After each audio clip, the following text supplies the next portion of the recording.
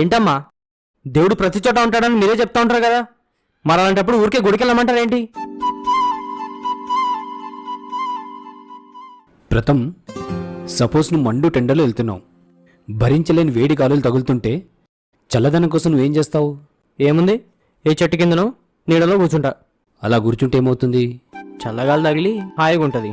చూసావా, గాలి ప్రతి చోట ఉంటుంది, కానీ దాని చల్లదనం చెట్టు నీడకి చేరాకనే దొరుకుతుంది. సేమ్ అలాగే దేవుడు ప్రతి చోట ఉంటాడు, కానీ నువ్వు మనసారా దగ్గరవ్వాలంటే అది గుడికెళ్తేనే సాధ్యమవుతుంది. గుడిలో మ్రోగే ఆ గంట శబ్దం మన బాడీ అండ్ సోల్కి పాజిటివ్ వైబ్రేషన్స్ పంపిస్తాయి. ఆ ప్రశాంత వాతావరణంలో కళ్ళు మూసుకుని 2 చేతులు జోడించి ఏకాగ్రతతో కాసేపు ఆ దేవుడిని స్మరిస్తే మన నా పరమశక్తితో కలుపుతాయి.